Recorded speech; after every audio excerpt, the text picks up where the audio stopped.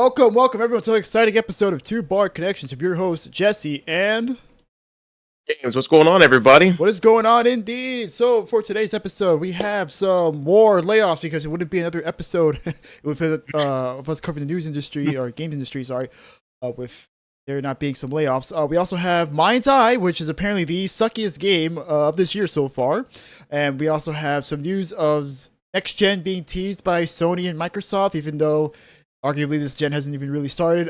We also have a Bloomberg report. Jason Schreier once again coming in clutch and giving us the down low on what happened with Dragon Age Veilguard and its troubled development. We also have some surprising news with Marathon apparently being delayed indefinitely. And we also have WB Games apparently going through some restructures. But before we get into all that, how have you been? Pretty good, man. Well, last time we spoke, I was getting ready to. I was celebrating my birthday, and then I worked for a week straight. Yeah, I took 6 shifts. Yeah, no, yeah. Jesus Christ. This is not what I asked for. I only asked for a staggered schedule to have some weekends off because I'm going to be going to a concert with my sister. But they ended up giving me 6 days in a row, and I was like, "Whoa, wait! No, that's not what I asked for in the slightest." But it wasn't that bad. I got a little hectic toward the end just because we were short-staffed.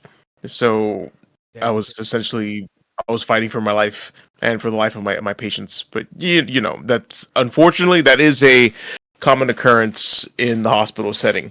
However, the good news is though I made it through that awfulness, and I now have the next 4 weekends off, which I have not done in years. Like the only time I would ever have a weekend off is if I was going on vacation with either you or with my parents.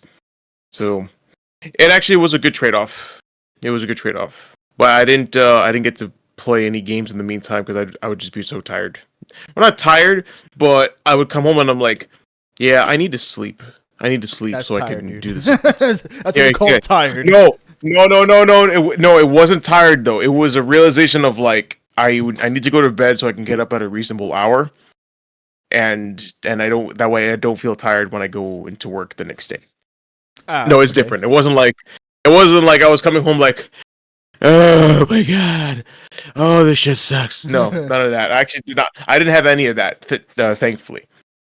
But I have started to now go outside a little bit more because I've been needing some sunlight. Yes. So I've been, yes, I have been, which I have been getting. I have been getting some sunlight. Get that sunscreen that scalp. No, not even, bro. No, raw dog it because I need color. I need like all the vitamin D that I can. Oh yeah, but you don't need the cancer either. You just get no. I'm only out there for like a half hour, so it's not too bad. You don't want head cancer. No, it's head cancer. Oh my god, dude. No, don't worry. I will not be getting head cancer. Okay. Actually, and before that, I did go to the Otaku Festival with you, which I had a good time. Sorry, your shirt reminded me of the festival. Yes. Yes. If you know, you know. Let me see. Yeah, show off your shirt. Yeah, if you know, Badookies. I'm not gonna say anything. Just No. Okay. If you know, you know. Yeah, I got us some shirts as well. Honestly, it's funny because we mostly got shit for you out of that, and I didn't think we would.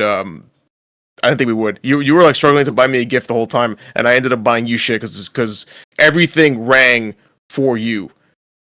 Everything rang for you, dude. Yes, it did. Yeah, like yes. Oh, yeah. Did. Yes. Oh my god. Oh my god, dude. Yes. Yeah. So for those. Yeah, well, actually, you know what? You explain. Just explain to the chat and our viewers who is that lovely lady on the picture frame. Yeah, so this here is Fee Clausel from Trails of Cold Steel, aka Best Girl, aka my waifu for lifeu. She is the best character in the game, objectively. I can prove it mathematically. Anyone who disagrees, you're an idiot and you don't believe in science. Is it scientifically proven that she is best girl? Watch your mouth. But yeah, thank watch you so your much, mouth. dude, for getting me this because my jaw dropped when I saw this because like they didn't have any other Trails characters. It was just Fee. It's like even the kiosk owners knew. Dude, I told the kiosk owners, I was like, bro, you have no idea. Like, this is probably one of the most hidden. Man, I don't even know would that be classified as anime or Japanese game development? I don't know. The point is, in a world of Final Fantasy and Dragon Ball, like every niche anime was there except for the Legend of Heroes category, genre, whatever the fuck you want to call Well, it. I wouldn't call So Dragon when we Ball niche or Final Fantasy niche, but no, yeah. no, sorry. No. Sorry, no, that's not what I meant. No, they were main. But I was saying even the niche anime that no one ever hears about was there at the Otaku Festival. This, however, made an appearance, and we were both visibly shocked, and we had to buy it. Yeah, you had to have it. I'm sorry, you had to have it. It was Then literally, I destiny. was like, "Oh, yeah." It's like, "Oh, that's our only one," and it's like, "Really? You don't fucking say." How much? Wrap it up. We're taking it right now. It was only like $25. And So you, it wasn't too bad. And I mean, no, and you not bad also at all. you can't see it now, but I'm using my Persona 5 mouse mat right now, keyboard mat. Yes, Beautiful mat, by the way. It's a little bigger than the previous one, but that's okay. It still has enough room for it. I can see the main art. good, That's what matters. good, It is excellent. kind of No, going off the table a little bit, off the side, but I can see the main crew here. That's what's important. that is the important part. But yeah, but it was good. It was a good festival. I'm really glad that I went. I would like to go next year on the day where it has the Super Smash Bros. Ultimate tournament. Because the day we went, it was just the Super Smash Brothers Melee tournament, and for one, I really didn't play that much of Melee growing up, and two, that is literally where all the sweats play, and I would literally I would die immediately. I Yeah, literally be yeah. deleted. Yeah, so no, thanks. Yeah, it's for the sweats. But it was nice. I had a really good time at the Otaku Festival. What about you? What was your favorite? What was your favorite part? I just showed you my favorite part. What are you talking about? That Okay, was my okay. favorite part. No, never mind that. No, because I thought there was something else like that No, I from mean the the festival. music was pretty cool when we went there. Mm, We got there a little bit late, but it was beautiful music they were playing there. It was the Pixel Symphony, and like their whole specialization is that they play music from video games and from animes. And they were playing Wind Waker when I got there. They were playing some yes, Wind Waker yeah, music. They were playing from the music from the starting town. yeah, Outset Island. It was awesome.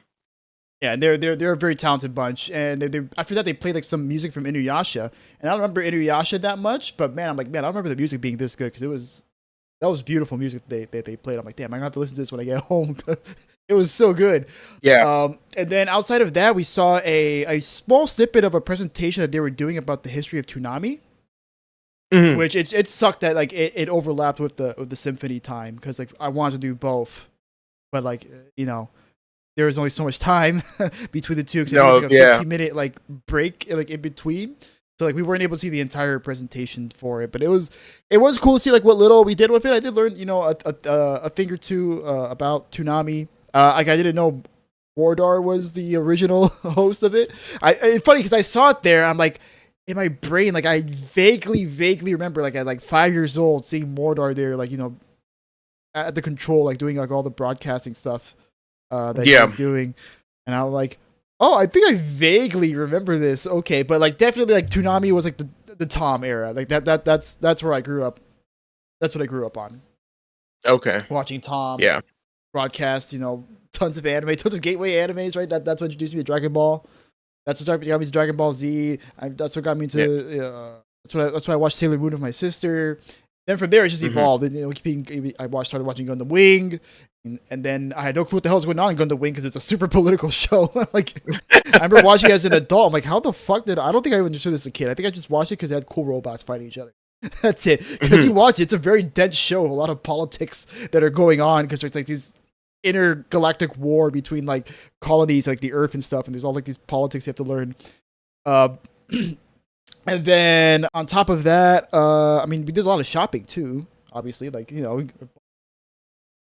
we bought that, this and right.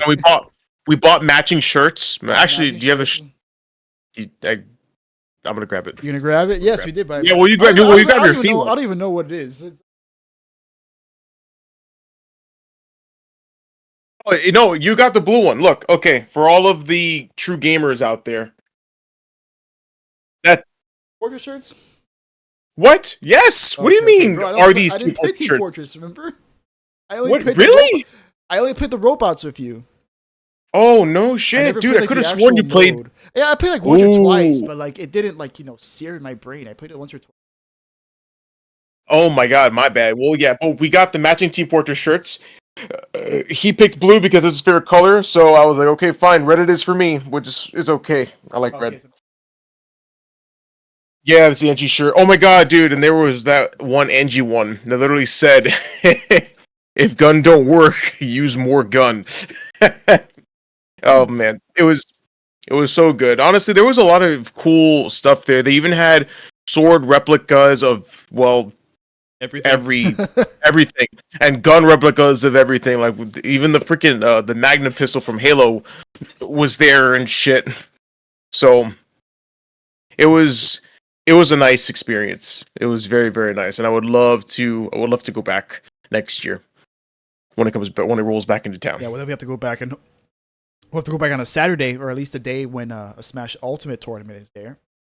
Yes, yeah, Although, yeah. I wouldn't mind getting our degenerate certificate. See if we can. Oh, bro, I want to see what the clientele is there, man. I want to know honestly, I'm scared. I'm like, what the depths of depravity we can find. I expect to see like people in like dudes in trench coats with the fucking the hat. Oh no, they won't be in You trench know, coats and hats. They'll be in maid outfits and no, bro, no, but nah, bro. They'll be in trench coats with the Reddit hat, the Reddit atheist hat. Oh, okay.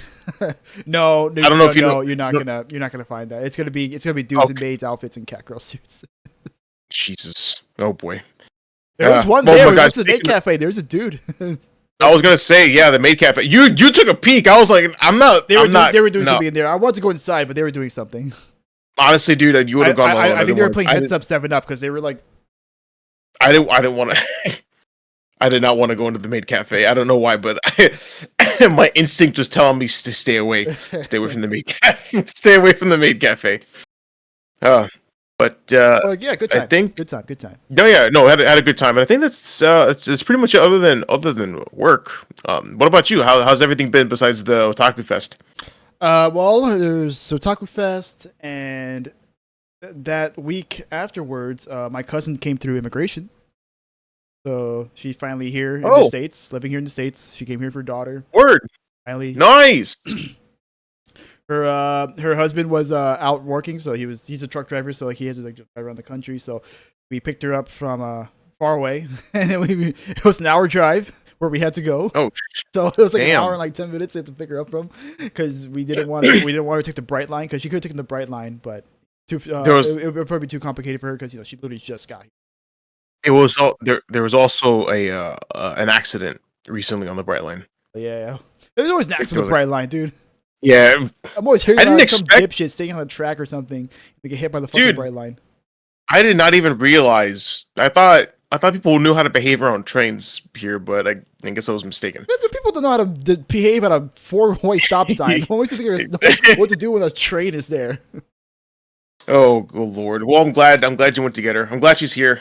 Good for her. I'm very happy that she was able Yeah. to. Well, she's back up where she is now because that's where she's staying right now with friends. She just came down to visit for the weekend, but we showed her around. It was really nice. Great. And then on top of that, we had Steam Next Fest, which was at the same time as Lies of P Overture. The DLC was fucking shadow dropped.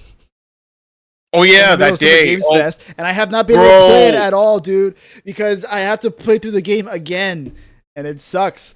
Like I'm playing it like on the easiest difficulty because they added difficulty options. So now I'm just playing as the easiest difficulty. I'm just like rushing through everything, but I haven't had time between that and Next Fest and work and all the other things I've been doing because it was also my brother's birthday. I've been doing IRL stuff. Not much time for gaming when you're too busy IRLing.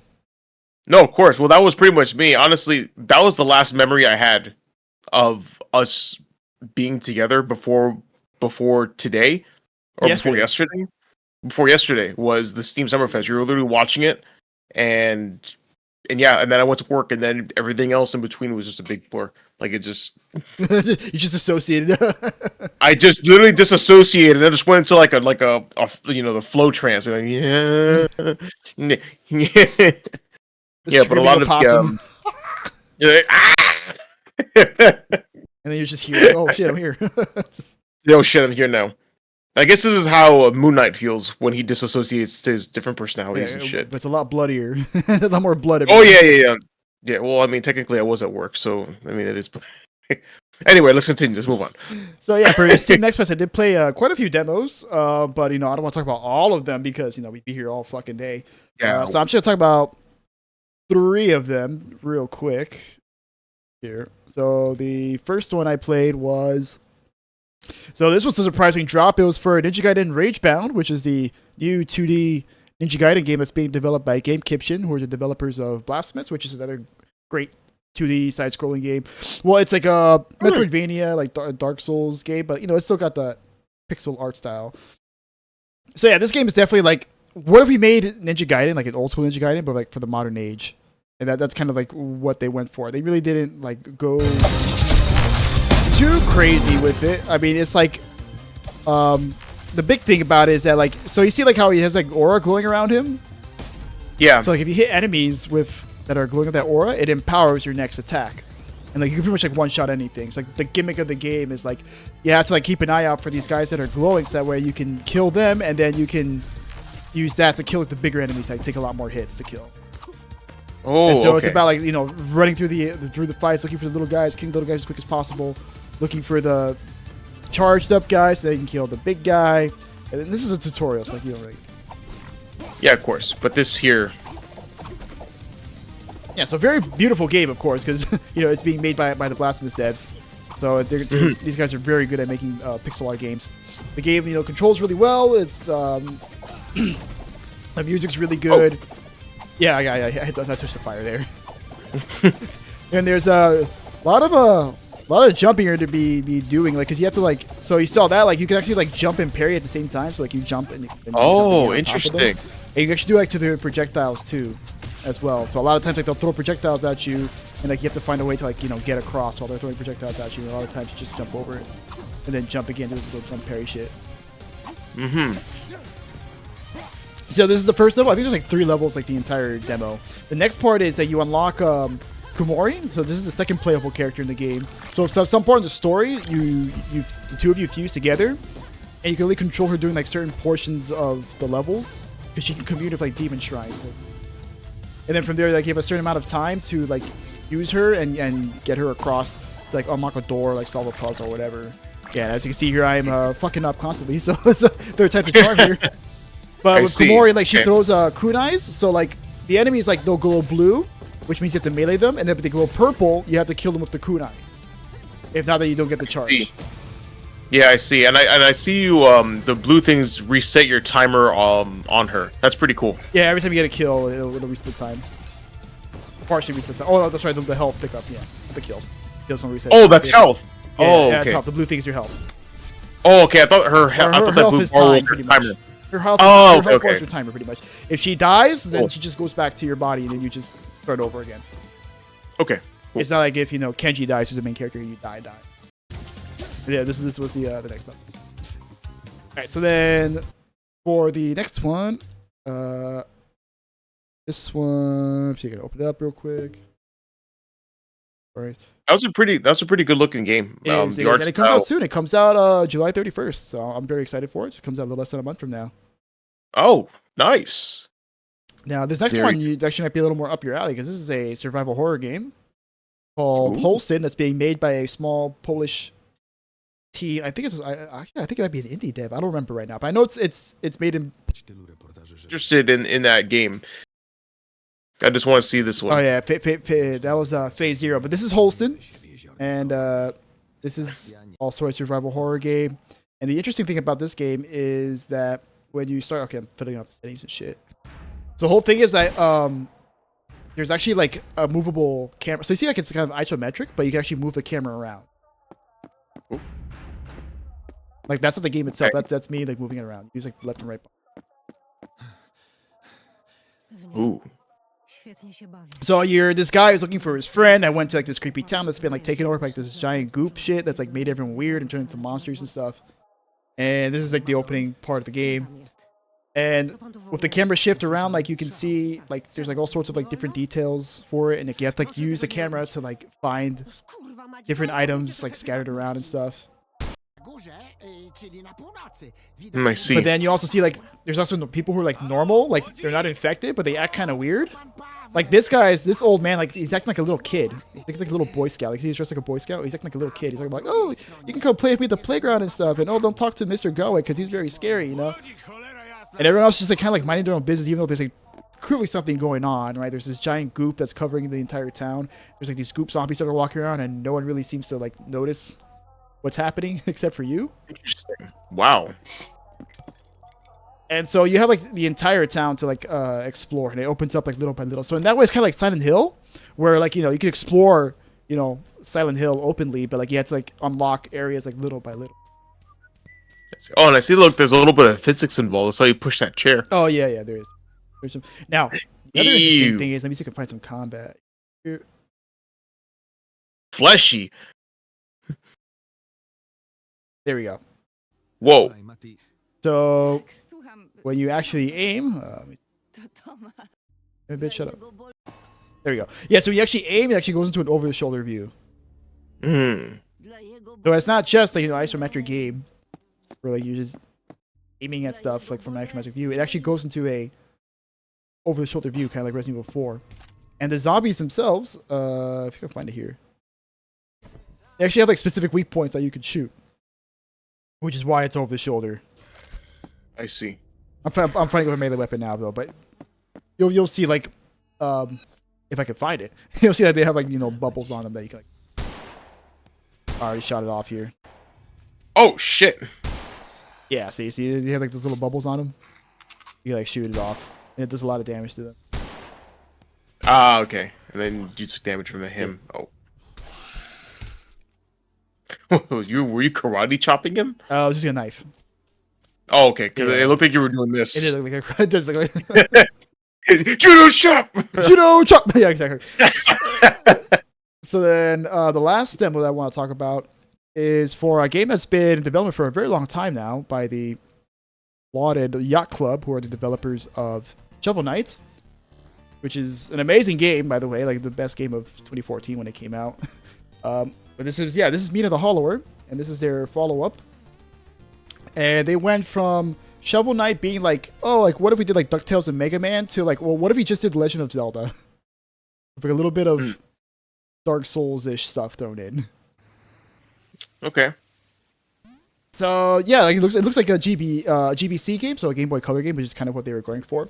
And interestingly, they also were like, you know what, we wanted to really feel like a Game Boy Color game, so we're also gonna program it with the intentional limitations of a Game Boy Color game. Interesting. So like you can only move like 4 ways, like for example, right? There's no like free movement or anything like that, except when you do a burrow, because the whole the main mechanic of this game is like burrowing. That's why she's called a hollower, Mina the Hollower, because she can hollow, which means she can just go underground, and then you can use the underground that's like going underground as like a dodge, or you can use it to like pole vault yourself over like long obstacles and stuff. Yeah, I got a little lost here. Like, what the fuck? Yeah, apparently you can jump over that. I didn't know you could jump over that. Oh, okay, I didn't realize it out. And then the blighted docks. So this was a pretty cool game, pretty fun. I love the visual style. I didn't play much of the Game Boy Color because my mom was like, "No, you have a Game Boy already. Like, what do you need this for? What, it has blue? What? Why do you need this? Blue? Fucking blue? Fucking blue."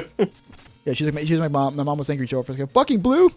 You gotta pay $100 for fucking blue. Yeah, as you see, also pick up items and you can throw them around and stuff. There's like secrets you can discover. Yeah, it's very much Zelda. Yeah, I mean, look at even the way he's the mouse is holding the vase. And then eventually, like, you know, it's a pretty lengthy demo. Like, it's actually good, like 30 minutes, and then it ends like in a really cool boss fight here. That's pretty fun boss fight. And this is where I actually figured out how to use the hollow, the burrowing effect. Like, oh, okay, this is what you're supposed to do. Because like before, I tried to dodge just just by walking out of it, but like you can't. You move way too slow. Yeah. You have to use the burrow mechanic. So you jump into your burrow. That's Yeah, how you yeah, activate yeah. it. You have to hold the jump button. And then you're allowed to burrow for like a limited amount of time before you automatically jump out. I see. Ooh.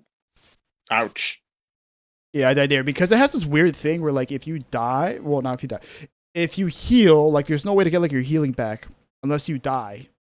It's very strange. You only have like a limited number of heals, but once you die, you get them back. But that's the only way to get it back. I don't know why they did it like that way. That was like the one thing I didn't really like about the demo. I'm like, okay, like is there a way to get it back that I don't know about, or like you just die and that's it? It kind of sucks. Interesting. But still, overall cool game. Cool. All right, so let's get into some news, huh? Absolutely. Let's get into some news. All right, what's our first item on the list?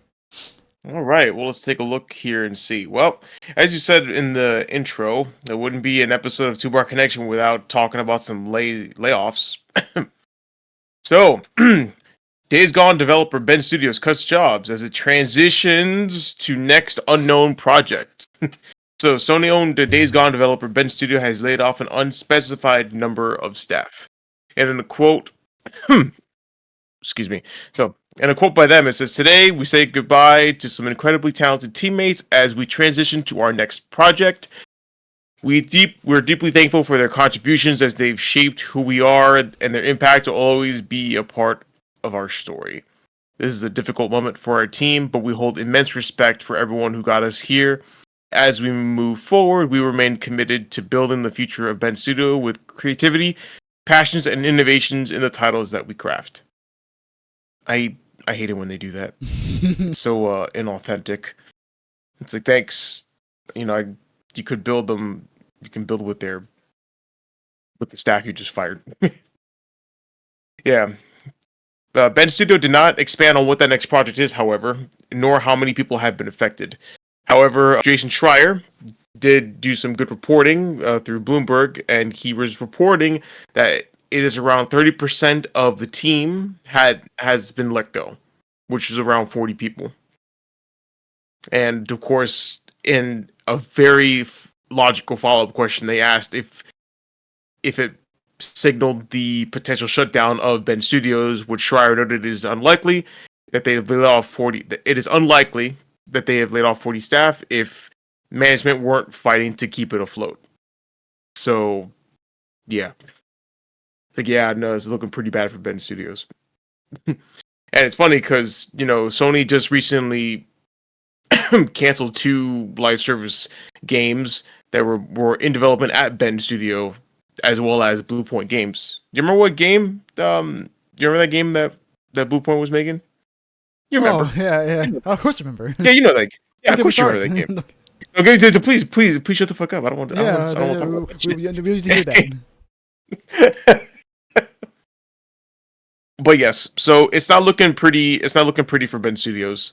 And like I said, they just had games canceled by Sony, and now they're laying off their staff. And honestly, it just looks like it's a reskin of a story that we reported on time and time again. So, in your honest opinion, Jesse, what are the chances that Bend Studios will be closing sometime in the near future? And if they are closing, how much time would you give them?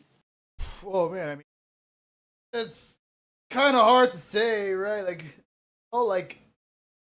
Because like with a lot of times when we can say, oh, they're closed, it's usually because they release a game that's like so fucking shitty. It's so ugly. But I mean, Days Gone did okay as far as I remember, and like Bend Studios didn't piss everyone off, and they're kind of just struggling right now with just getting a game out there because of decisions made by Sony. So I mean, I guess it just depends on how Sony is feeling. I mean, like it's like Jason Schreier said, like if they were only laying off 40 people, then that means that Sony probably isn't closing the studio just yet because Bend Studios apparently has good management that's fighting for them.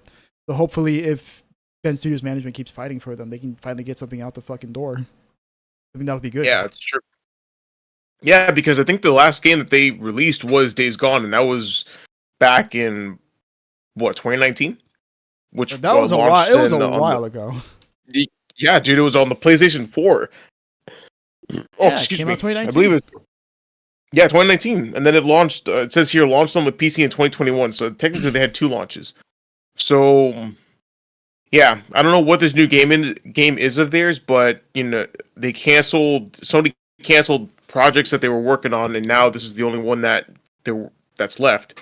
So Poor Studios I beginning hope an ass whatever beating.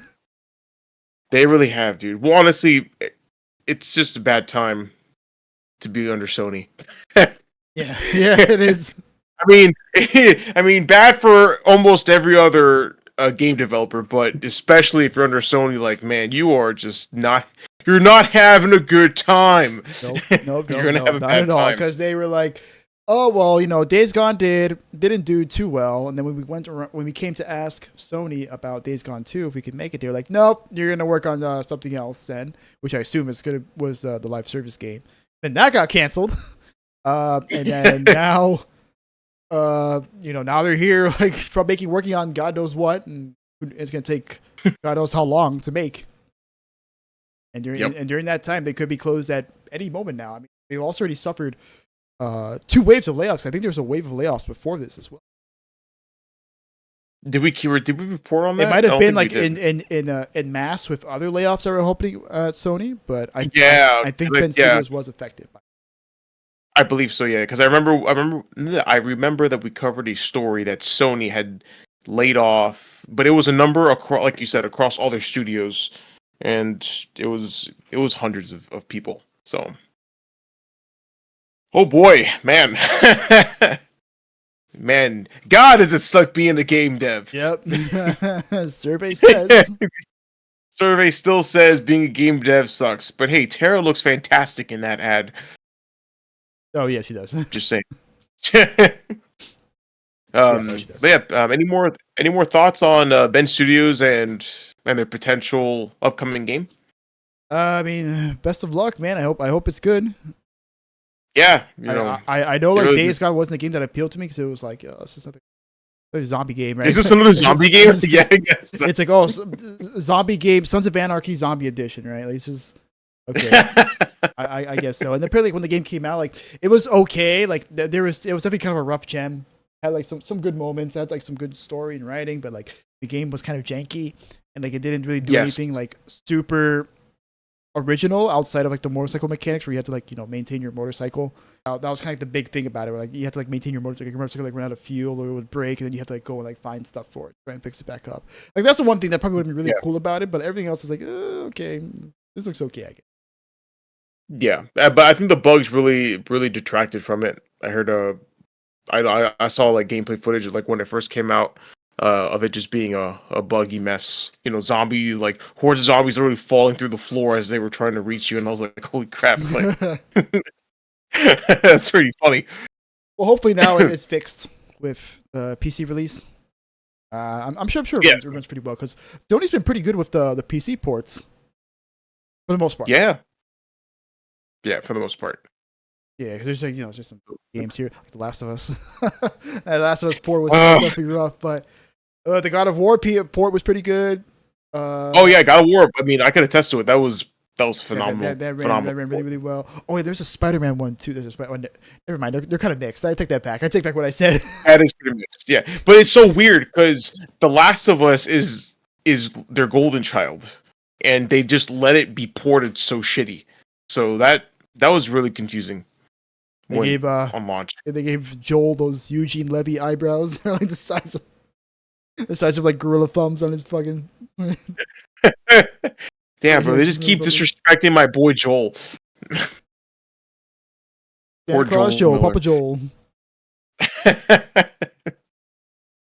Okay, all right. So for our next, for our next set of questionable games. Oh, that port was. It came out. There's always a shittier game. Never forget that. It's apparently the shittiest game of 2024 so far.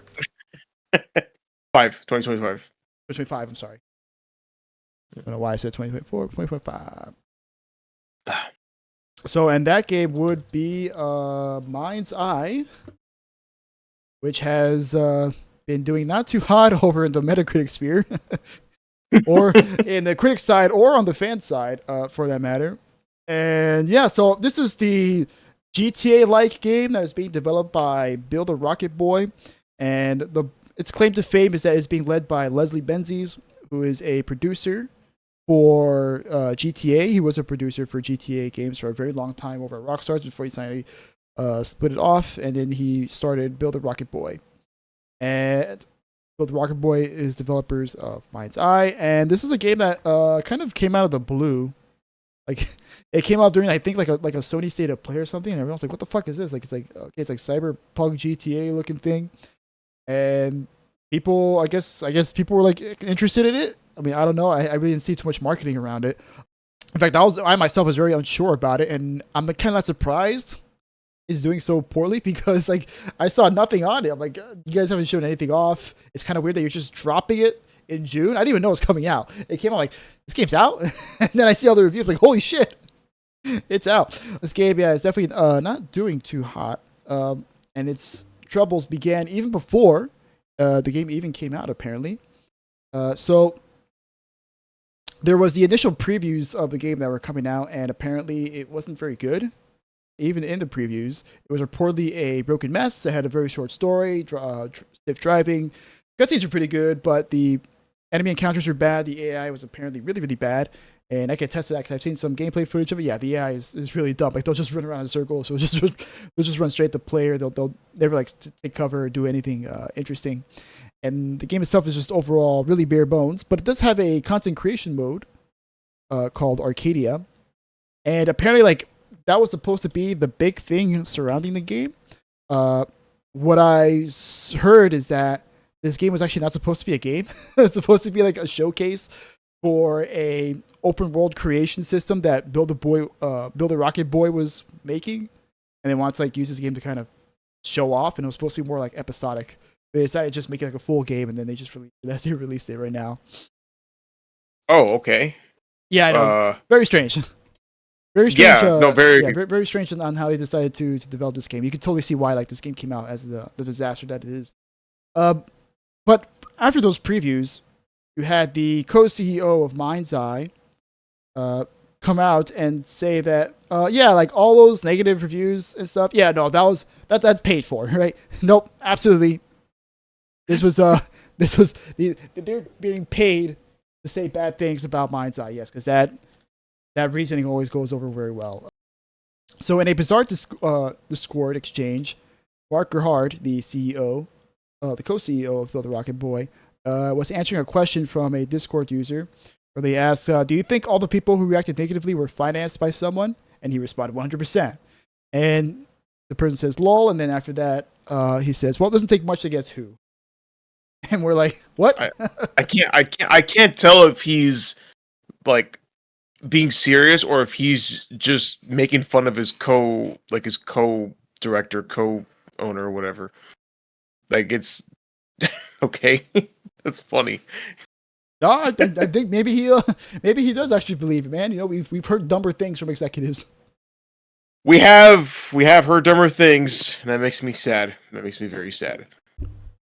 And so after those previews came out, just a week before the game itself came out, the CFO and CLO being Riley Graebner. Okay, yeah, Riley Graebner and CFO Paul Bland left the company just a week before the game came out. So clearly there was a lot of confidence inspired in this product. And then the game comes out, and well, here we are today with it being the shitty shit game that it is. And apparently it is so shit and so broken that Sony, of all companies with one of the strictest refund policies, is actually giving refunds. And on top of that, there was sponsored streams that were apparently canceled last minute. But to speak on Sony, it's kind of funny how this is the second time Sony has now issued refunds for a broken Cyberpunk game. If you had a nickel for every time. Yeah, I had a nickel, right? And you know how the rest goes.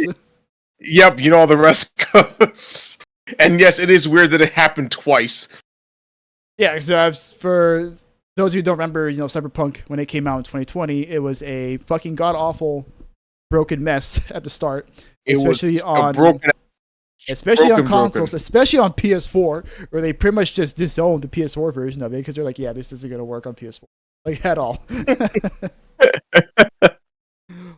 But also, interestingly, like I said, the streams were being canceled, and you had tweets going out talking about how Carnage, one of the biggest streamers out there, had a Yeah. stream postponed on him at the last minute, and he was quoted saying, "For the first time in my streaming career, I changed my title for a sponsor stream. I put in a profile button. I put in the command. That was 8 o'clock sharp. Our sponsor stream was supposed to start at 8. I opened up MindsEye and it was loading. My management contacted me and said, the sponsor does not want to do this right now. They would like to reschedule." And I said, oh, that's a first. So the sponsor decided not to do the sponsorship for now. And honestly, it sounds like for MindsEye, that was the right decision. And then you have more humorous streamers or more humorous reactions from streamers. Not to be able to keep it straight when talking about the game.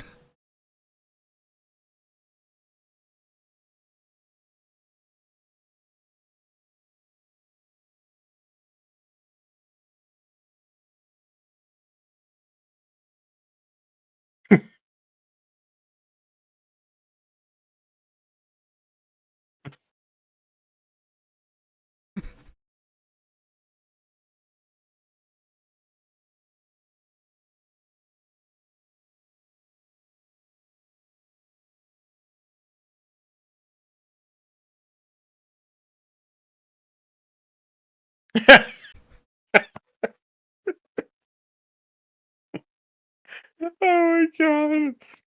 I can't get it.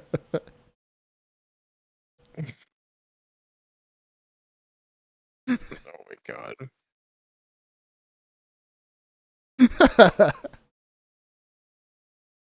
So yeah, as you can see, people aren't the most enthused, or I guess you can say they are quite enthused, but for the wrong reasons on this game. Yeah, bro.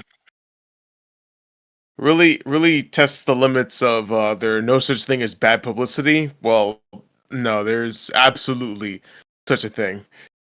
So in response to all this, Bill the Rocket Boy issued a statement on Discord about the launch condition of this game. And they said, "We are heartbroken that not every player was able to experience the game as was intended. Our priority is optimizing performance and stability so that every player across every device can enjoy an equally high quality experience. Our teams have worked tirelessly through the night to solve many of these issues, and we have now identified that the vast majority of crashes were caused by memory leak.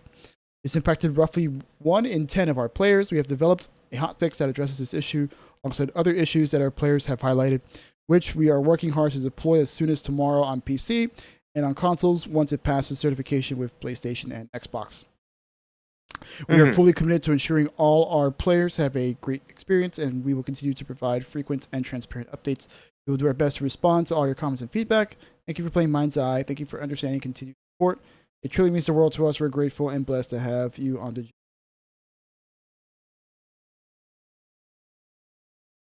Oh yeah, what a journey. It's a hell of a journey, all right? Buckle up, buckaroo, because you're in for a rough one. You're in for the real one, bro. Man. Oh, well, I would like to say what a shame, but I honestly didn't know anything about this game until it came out. Yeah. And then I saw people shitting. And then I saw people like you, like I didn't know it was coming out until the day of, and people were already shitting on it.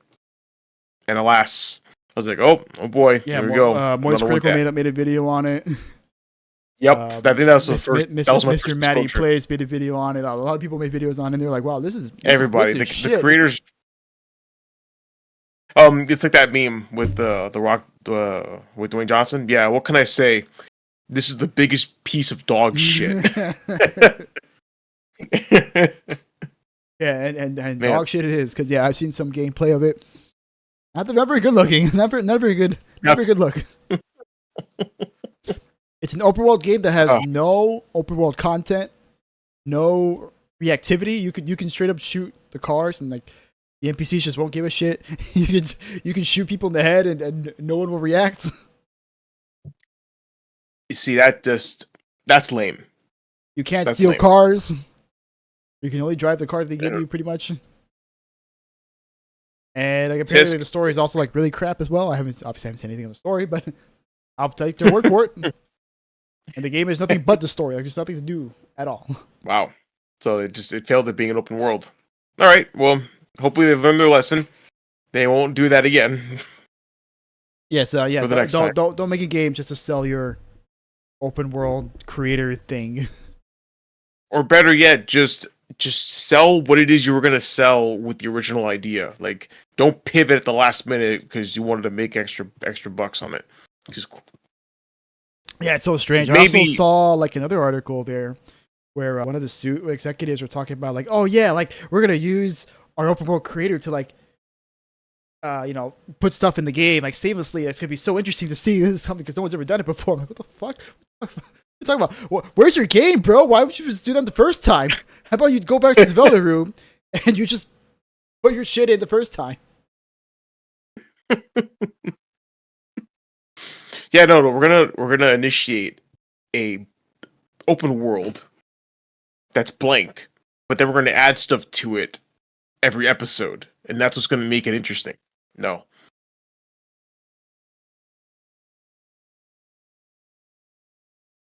No, I can't find it. Everywhere. No, you can't find it? Okay. And I can't find it, but I know I saw it. That's okay, I believe you. They would say something dumb like that. Yeah, I saw like a week or two ago, like before like before the story like kind of exploded with the game coming out. Because again, I didn't know the game was coming out. I just saw that article like a week ago. And I just figured out the game was coming out or it did come out like 3 days ago. I'm like, what the fuck? This game exists? This game's out? I saw like one trailer for it. I didn't know what the hell it was. All right, so That's right. That seems to be it for that. Seems to be it for that. Let's talk about some next gen, huh? Yeah, next gen. Yeah, for the I thought we were finally get stuff for this gen, but next no, gen. I guess we're. I didn't even know we were in this gen. No. Yeah, dude, absolutely. Don't you know? Well, in an article on IGN, Microsoft confirms first-party next-generation Xbox consoles. Boom, boom. Announces a deal with AMD and promises full backwards compatibility with their existing Xbox library. Oh my god, how exciting! Super duper exciting. So in any case, Microsoft has announced a partnership with AMD to power the next generation of Xbox, including its first-party future Xbox consoles. So, Microsoft said in a statement published online, announcing that we're building the next generation of Xbox first-party devices and cloud, including our future Xbox consoles, together with AMD. It promises, quote, next-level performance, cutting-edge graphics, breakthrough gameplay, and unmatched compatibility. It also said it's working on what it's working on will be fully compatible with users' existing Xbox game gallery. That being said, Microsoft failed to detail its plans on how to achieve that. We've established a strategic multi-year agreement with AMD to co-engineer silicon across a portfolio of devices, including our next-gen Xbox consoles. Which, it sounds actually pretty interesting that AMD was able to get a deal like that. Hey, AMD's been eating pretty good, man. No, yeah, listen, man. Ever since my second built computer, I have been touting AMD processors because they are cheaper than Intel, and I think that I think you get more bang for your buck, and I'm happy to see that they're coming up in the world, because honestly, like fuck Intel, they're charging the price of a dime. They're charging the price of diamonds for coal. For nothing. Yeah, exactly, for coal. Charging diamonds for coal. I like that. Thank you. I'm going to use that, but I'll give you credit for it. Thank you. I want a nickel every time. You want a nickel? No, I'll use it twice if that's the case. But in any case, so together we're developing deeper visual quality, immersive gameplay, and AI-powered experiences grounded in a platform designed for players not tied to a single store or device and fully compatible with your existing Xbox game library. So I think this is interesting just because Xbox is, I guess, still trying to make hardware, even though it really seemed like they were throwing in the towel as far as hardware is concerned. Yeah, it's really weird that they seem to be committed to hardware when everyone's like, Again, why? once again, yeah, why? Like you gave up. Like that's it. Like we thought you were gonna throw in your chips by just having your games as widespread as possible, and then that's how you were going to build the Xbox brand and get people over onto the Xbox Game Pass. I mean, their whole But marketing it's is like, seeming, this is an Xbox, right? Xbox. This is an Xbox. This is an Xbox, right? Remember that Super Bowl commercial? They're like, this is an Xbox. It's like a phone. This is an Xbox. It's yeah, like something else. It's like a computer or something. yeah, This is an Xbox. no, They show like all these different devices yeah, that you could play like Xbox games on. Like, it seems like now they're would think they'd be like just interested solely now in just getting people into the software ecosystem. Game Pass. yeah, Pretty much. exactly. Well, yeah, because they want to get Game Pass a lot, and they're also they're also working on their. If you look down later in the article, it did show that Microsoft is planning on not only releasing a next gen Xbox, but its next gen Xbox handheld, which I believe where they called it the Xbox Ally, and it's going to be running on Windows 11. God help us. Yeah. So I heard So that. what do you? Oh, sorry. What did I say? Continue. No, I was just gonna say because ever since this, I mean, not really since the Steam Deck. I mean, there's been a lot of handheld PC gaming devices such as the Asus ROG. Well, actually, I think that's. I know there's more, but that's the only one that's like sticking out of my brain. Well, there's The the Steam Asus Deck. ROG. There's the ROG, and then I think there's like a ROG. third one. There is, yeah, I can't think of the third one either, but it's actually so they're starting to come out with a lot of handheld PC gaming. So now these consoles are trying to get into it, and we'll actually get into it later in terms of PlayStation. But Xbox is trying to get in on that action with the Xbox Ally, which is their handheld, and especially now because Steam has officially released Steam OS for anybody that wants to put it on their handheld gaming console or their PC. Mm-hmm. So now Steam OS, essentially Linux, is going to be in direct competition with Microsoft and their Windows 11 based software, which, I mean, it's not really a competition because everyone's been pretty upset with the way Windows 11 runs. I mean, running okay for me, I guess. That's some weird shit. Running okay, I guess. But yeah, to speak on that about the ROG and Windows. So I watched Skillup's video on it because he got hands-on time of it, and apparently with the ROG, with the Xbox ROG or whatever they want to call it, The Ally. ROG Ally. So apparently they've really like done a lot of work to try and optimize it for it to play on Windows 11. Apparently, like they disabled like a lot of things that normally would run in the background for Windows that you don't really need for gaming. Like it pretty much like turned everything off except for whatever it is the most necessary things to get the software running and to get your game running. Yeah. Apparently that Yes. translates into a lot of free RAM, which then translates into better performance. But you can always turn it on if you want, but it's off by default. And a lot of it's like changed and optimized around. That way you can have the best possible. So maybe it could come out pretty good. Yeah, it really could, and I'm excited to see competition in this space because it's showing a competitive side to Microsoft that we kind of wrote off already. So I like it. I like it a lot, and I'm especially interested to see what AMD is going to be making for these consoles because Because I mean, I don't know if they mentioned like in the article here, but I could have sworn I heard somewhere that PlayStation will also be using AMD. Yes, actually, that's in the next article. So we're going to get to that right now. So this one. Yes. Yeah, Right, yeah. So continue on. Yeah, of course. So, in the shorter term, yes, like it says here, Xbox. Go back to the other article, like the one previous. Forgive me.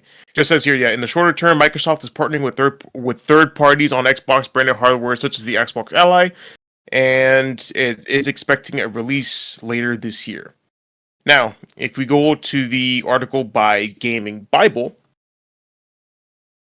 it does show the title of the article, which mentions a PlayStation 6 leak confirms that the new console is barreling towards us, meaning it'll be out really sooner than expected. However, there is no release date as of yet.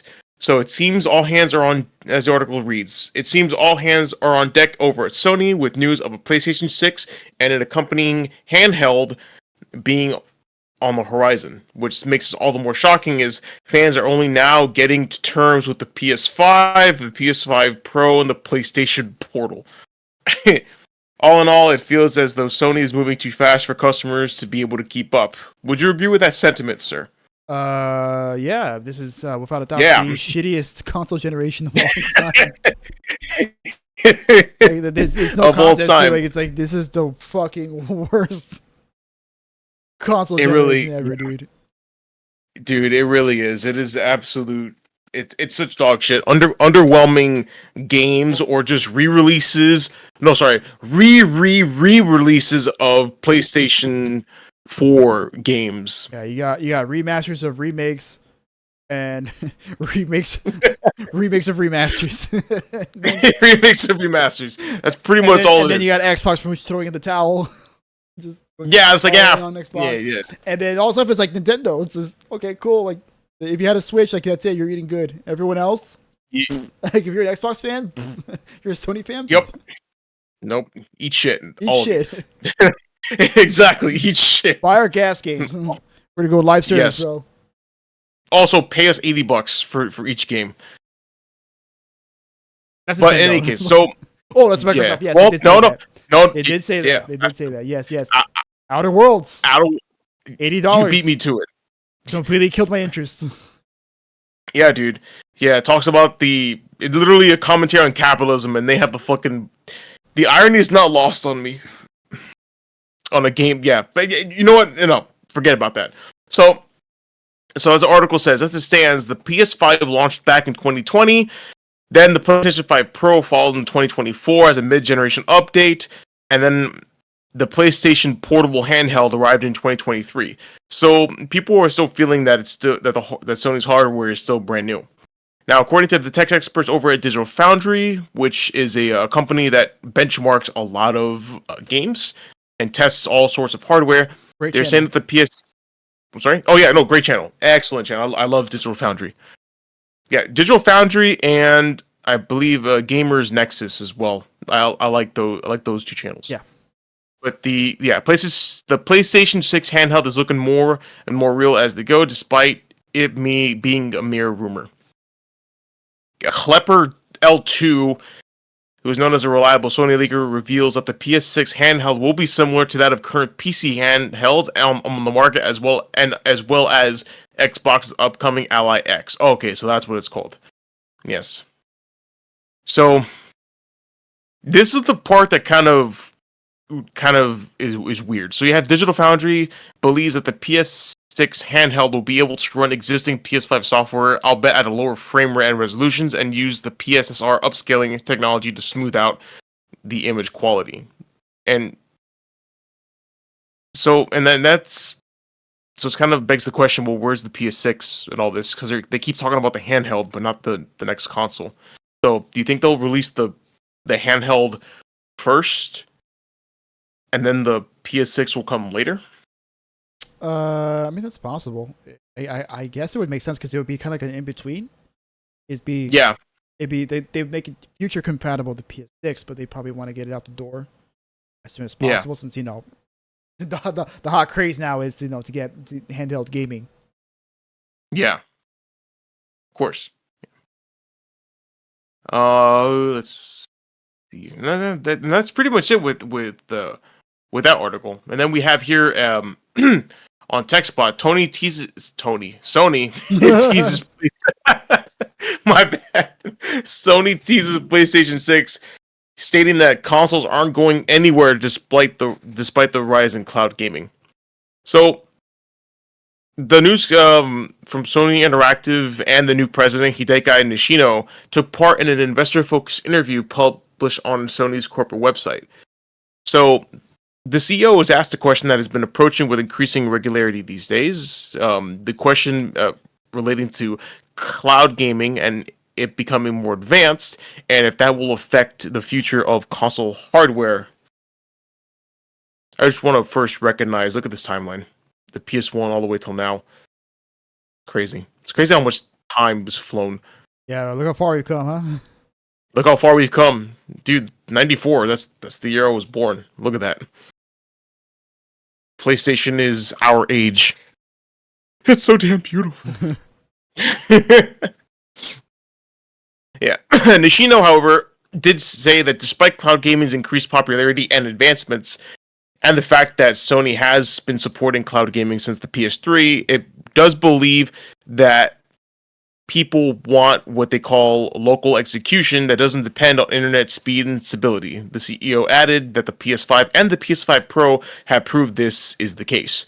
So he believes, rightfully so in my opinion, that people do not want to have to download their games and play them over an online connection or have an internet connection required to play their video games.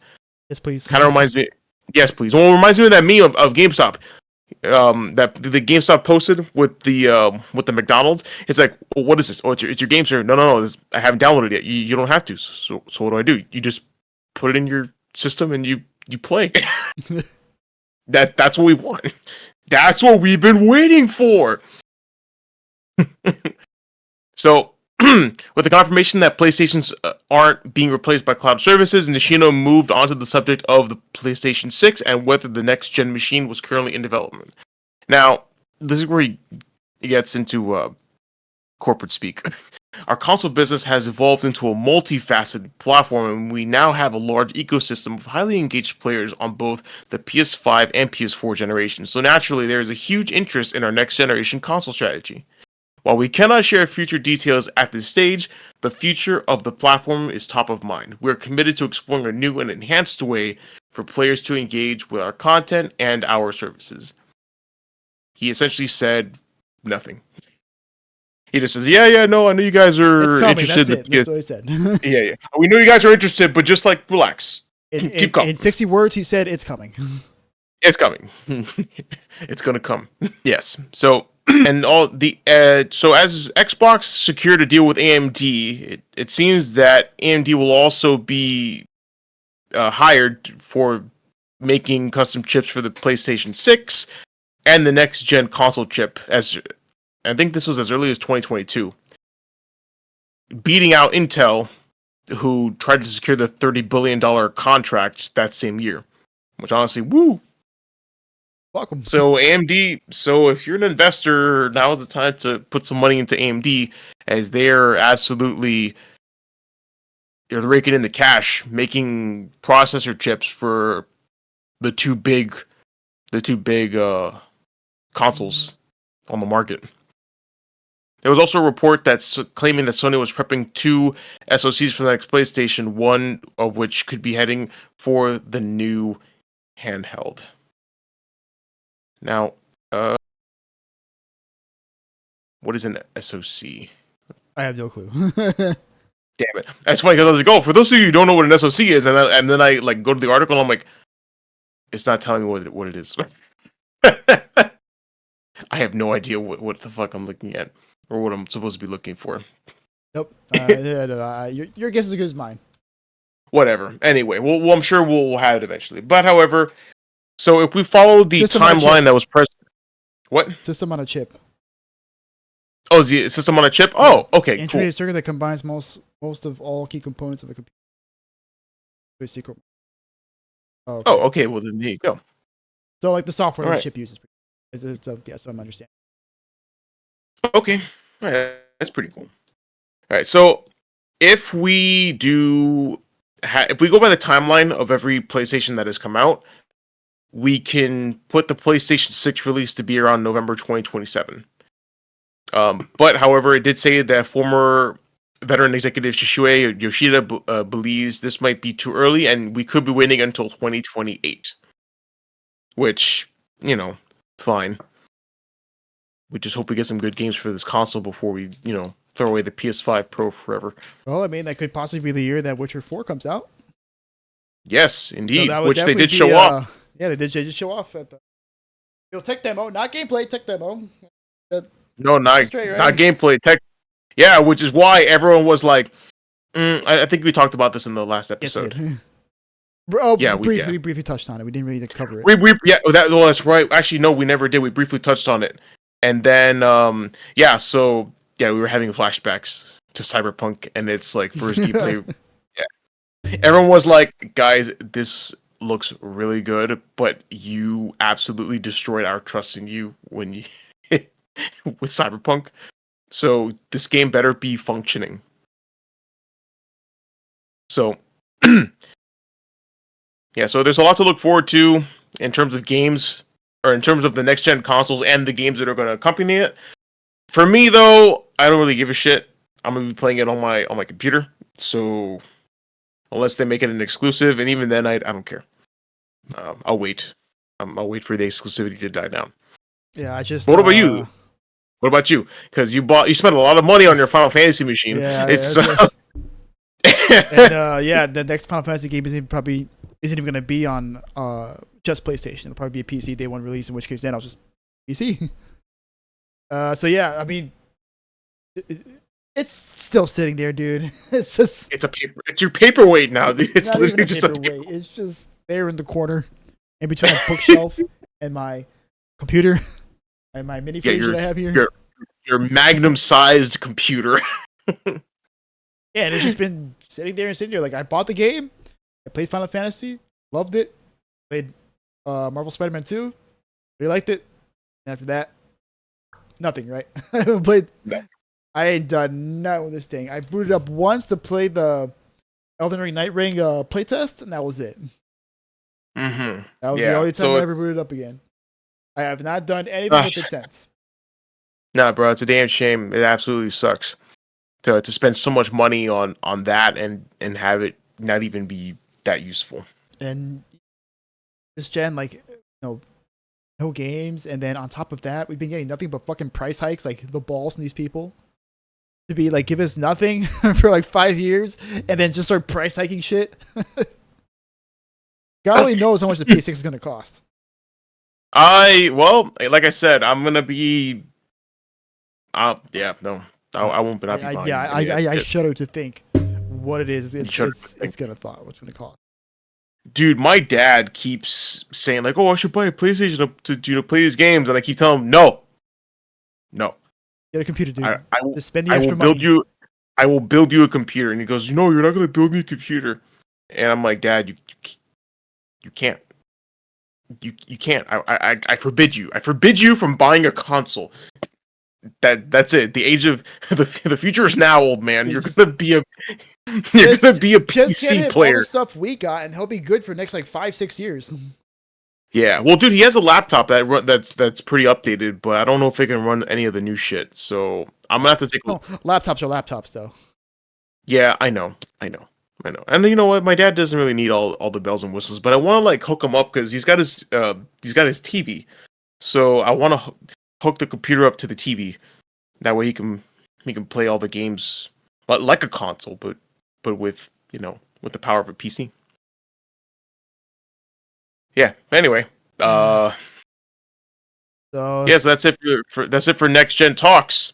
We'll see. I'm more excited to see what Xbox has in store because they went from throwing in the towel to, hey, we partnered with AMD and we're gonna make some cool shit. And it's like, okay, well, a really cool advanced backwards compatibility machine like they did with the X. I will believe it. Exactly. Dave, you know what? I'll believe it when I see it. You know, that's the only reason why I'd buy anything Xbox is just so I can play backwards compatible shit. So I can go back and play like OG Xbox stuff. Yeah, but dude, even then, 360 era, like that's the one thing Microsoft has done really well is it's a backwards compatibility because you can play pretty much anything on the Xbox Series X. That was on the 360. Yeah, like they really worked their ass off to get it backwards compatible. So like you can play pretty much anything from like any time. Unlike the PlayStation where it's like, okay, well you have this cool PS2 game, all right, well eat shit, buddy. You better hop on Amazon and buy one. Or you better get a PS Plus Extra. You can charge you money so you can play it online. All right. So our next order of business here is a rather depressing one. Because it's we're covering Dragon Age, the Veilguard, and we're covering the continuing downfall of BioWare. Yes. So we have here a report from Jason Schreier. Well, it's not exactly here. These are stories. We're covering the story, but I did manage to get my hands on it, and I took some snapshots for it because it's on Bloomberg, and Bloomberg is subscription based. So like they give you a free trial, like a free article for like a month, or they give you one free article per month. They'll lock you out of seeing anything else. So I was able to take some snapshots on it. I'm not gonna show the snapshots on it. I'm just gonna have the reports here open, and then I'll be kind of going over what it is I read. So yeah. So for those of you out there listening, as you know, Dragon Age Guard released on Halloween last year, 2024, October 31st. And well, it came out to okay critical reviews, and it did top Steam Steel charts, but when it got in the hands of fans, it did not get the best of receptions. And that reflected in the sales numbers or the engagement numbers. Like, EA has never been really clear on this, as they said that they reached 1.5 million players, not sold 1.5 million copies, reached 1.5 million players. And that apparently was below their estimates, which was placed at 3 million. That put them as square 50% below expectations. So, as you can tell, that's not good. And this is just after BioWare has also suffered through the flop of Anthem, and also suffered through the flop of Dragon Age Andromeda. So they're now Mass Effect Andromeda. Yeah, Mass Effect Andromeda. That's what I said. You said Dragon Age Andromeda. Oh, I'm sorry. Mass Effect Andromeda. Dude, I was like, oh god, that's pretty funny. Oh no, wait, no, you're being serious. Let me correct you. No. Yeah. Sorry, Mass Effect Andromeda. Right. So you have Andromeda, then you have Anthem, and then now you have Veilguard. So that's 3 back-to-back flops. Well, how do we get here? Well, according to Jason Schreier, he interviewed about 2,000 anonymous devs who are working on the game, and they point to some key points at which there was failure, and that is bad marketing, poor word of mouth, a 10-year gap, and the biggest of all, the fact the game went from single player, games as a service, back to single player. So once again, we are seeing games and studios suffering for the avarice of executives and their never-ending chase for the gas gravy train. That is live service. That is live service, exactly. So apparently, when they changed it from single player to games as a service back to single player, it kind of muddled the direction of the game, and it made it hard for them to make changes to accommodate it being a single player game again. And it also ended up ballooning the budget, right? Because the development time expanded a lot. Yes. But let's go back a bit on the timeline, and well, it all kind of starts with Anthem, right? Anthem seems to be like the marking point where it's like, okay, BioWare is like, what the fuck are we doing here, right? Because we could have let Andromeda slip, like, all right, you fucked up once, whatever. It was the B team, all right, it's okay, right? Anthem, though, like, damn, this was the game that really marks their downfall, right? So in 2017, Mass Effect Andromeda launched, and well, it was not very good. And well, you played Andromeda, right? Yeah, I did. Actually. Yeah, tell me about it briefly. Well, I will say I am qualified to talk about it because I did beat it twice. I played through it. Yeah, no, I did. Honestly, it was around the same time that Rick and Morty first came out, seasons 1 and 2, and I actually have specific memories of sitting at this computer playing Andromeda, watching Rick and Morty on my TV. So I don't know, it's like a nice comforting memory, but the game it just didn't hit the same like it did with the original Mass Effect. The UI design was fucking atrocious. It had lists. So usually the way it works in an RPG, as you know, you have a list of because you can craft plans for guns and armor and stuff, and you have a list of all those plans that you've collected. The thing with Andromeda was you had a list, and you already had every single thing that you can craft in the game already in your inventory, in your list.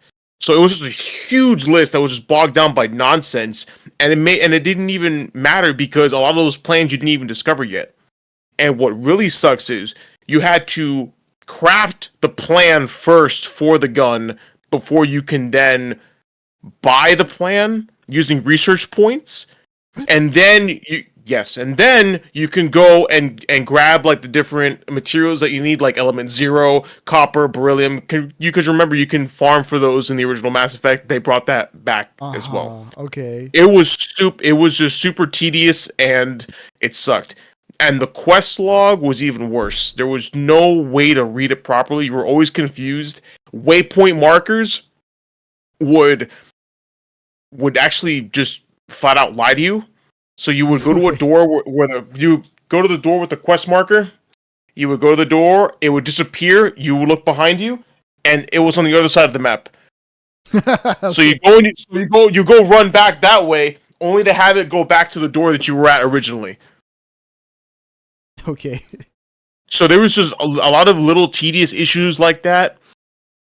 The world was every map or every planet you went to was open world, but there was just a lot of nothing to do. A whole lot of nothing. Yeah, and that game itself also had a very troubled development as well. Yes, it did. Yes, it did. They pretty much had to start over for it. So then after Andromeda flopped, the head of BioWare stepped down, and then Casey Hudson, who's an alumni of BioWare, returned to be the new head of BioWare. And then around 2017, you had the EA suits being like, we kind of like this games as a service thing, Overwatch and Destiny, that's kind of hot stuff. I kind of like this idea of loot boxes. I kind of like this idea of players spending money. How about hey Mike, Mike and Mark over there, Mike Laidlaw, Mark Durra. How about you make a Dragon Age live service game? And they're like, the fuck? No. So essentially, Dragon Age was pretty much forced to become a live service game, despite Mike Laidlaw's and Mark Darra's reservations about it. In fact, Mike Laidlaw himself actually resigned over that decision. And as you guys know, Mike Laidlaw is pretty much the creator. I think he's the creator of Dragon Age. So that's his baby. Yeah. Like he's a big reason why Dragon Age is so amazing, is because that's all part of his vision. Yes. In fact, there's even a very depressing excerpt from here that I want to read concerning Mike Laidlaw. Let me see if I can find it real quick. It was. Yeah, right. So one day in October 2017, Laidlaw summoned his colleagues into a conference room and pulled out a few pricey bottles of whiskey. Next Dragon Age sequel, he told the room, would also be pivoting to an online live service game. Dishes from above that he had disagreed with.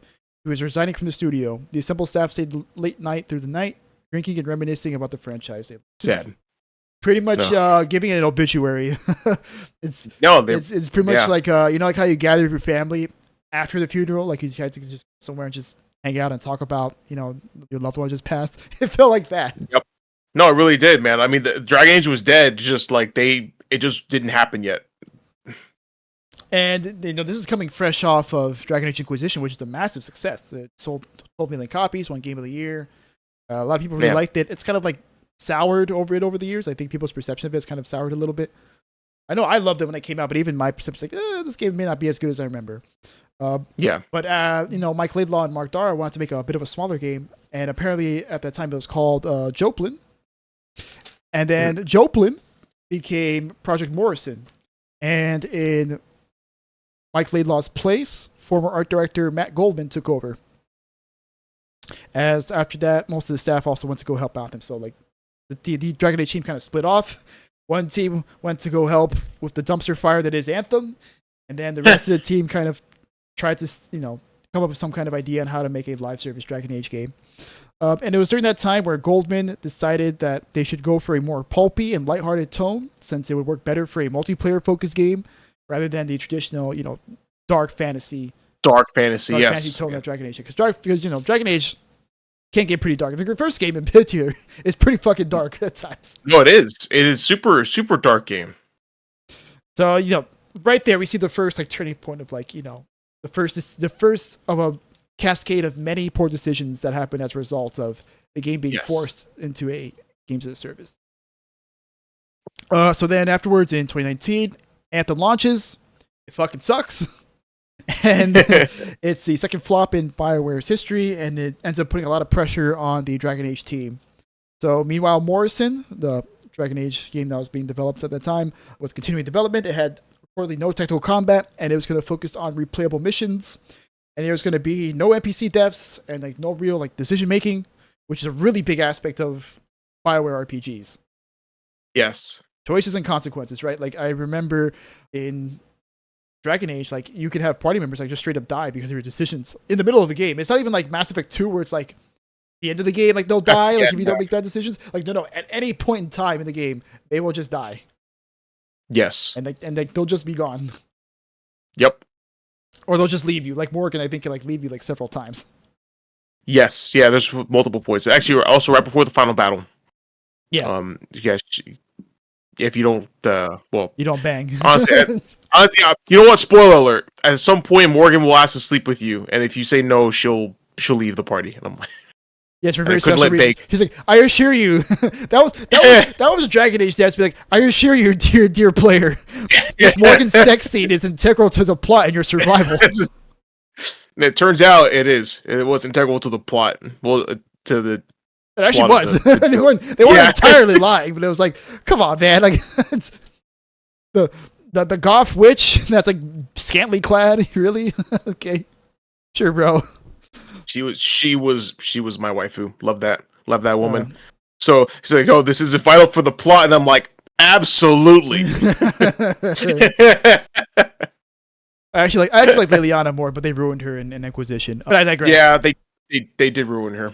And then, for the record, she was a close second for me. I mean, she was the only other choice, I think. So. Oh yeah, that's right. She was pretty much the only other choice if you're, a straight cis dude. So. Okay. Yeah. So then, oh no, she swung both ways. But yeah, if you're playing straight dude, then yeah, you do. Yeah. So then 2020 hits and the pandemic comes. Obviously, fucks up the entire game industry and the world as a whole. And yes, Hudson and Mark Dara leave BioWare. So obviously, there's a vacuum within leadership, and then that is when it's announced that BioWare decides to shift back to a single player game. So apparently, the failure of Anthem convinced EA executives to finally relent and let BioWare make the thing they should have been fucking making from the beginning. Yep. Unfortunately, this left them no time to restart, because normally when you pivot from something as big as being a single-player only game, a multiplayer only game, back to a single-player only game, there's normally a time in between where you get to go back to pre-production and pretty much scrap all your work and start over. But BioWare's unfortunately not afforded that luxury, as the executives were like, yeah, sure, you can make a single-player game and the monkey paw furls, right? But you only have 18 months. And so the team worked really hard during those 18 months trying to make the best possible game they could. And a lot of decisions they made were under the impression that they only had those 18 months to do it. So the decisions in the game apparently weren't in the game because they just didn't have time to do it. Because 18 months is a pretty short time to implement something that drastic, especially for an RPG game where expect to have many decisions and have those decisions have a ton of cascading effects. Mm-hmm. The new deadline led to many problems, and then the delay eventually happened. And then, of course, the team were like, "Fuck, seriously? You couldn't just do it in the beginning?" So unfortunately, they were stuck with a lot of decisions that they made. So again, you can see cascading decisions here. Yes. One bad decision leads to another bad decision, leads to another bad decision, another bad decision, and eventually just all compile. So then 2022 arrives, and the alpha is complete, and apparently doesn't preview well. And surprise, surprise, all the players are like, where are the choices? Yeah. Where are these choices, man? They opened the lace bag and they found the air of no choices in there. So then the team tried to put in some choices, but the choices didn't really have any consequences, so they were kind of just there just for the sake of being there. Then 2023 rolls around, and the Mass Effect team comes in to assist. Now, there's been a lot of reports about how the Mass Effect team and the Dragon Age team have had a lot of tension between each other, and there's been a lot of favoritism on EA's part where they would favor Mass Effect over Dragon Age because Dragon Age is for nerds in a cave, as was infamously said. Yep. That will eat any slop you put in front of them. Exactly. Essentially. But shooty shoot Mass Effect, dude, that appeals to the Call of Duty bros. We need their money, right? So the Mass Effect team comes in, and instantly there's a lot of tension between them because the Mass Effect team saw the Dragon Age team as being rather inefficient. And a lot of times they're like, okay, we got to get this game going. Dragon Age leadership, fuck you guys, we're going to do all this stuff without you. And they pretty much went around their back a lot of times, which ended up pissing off the leadership a lot. It also caused them to go over budget, but it seemed that EA, having their Golden Child Mass Effect developers working on the game, they were willing to bend over backwards for them to actually give them the resources they need, which would have been nice if they did the same thing for Dragon Age. But but then more previews occur, and then this leads to testers not liking the snarky tone of the game.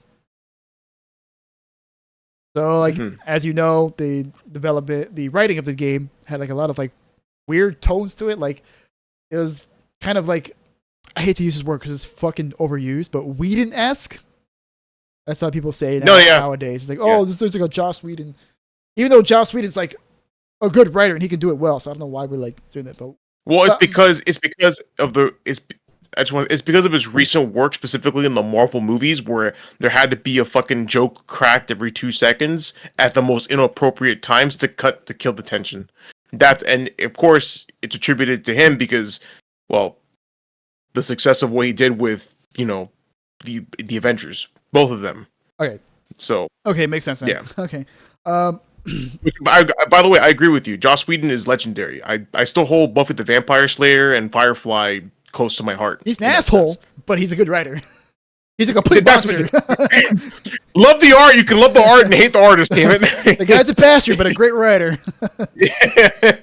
But then also in 2023, as BioWare got hit with a ton of layoffs, and then the voice actor strike happened, and so that left the Dragon Age team not being able to do a lot of work on. Oh no, this is SAG-AFTRA. This is different. This is a voice actor strike before the SAG-AFTRA strike.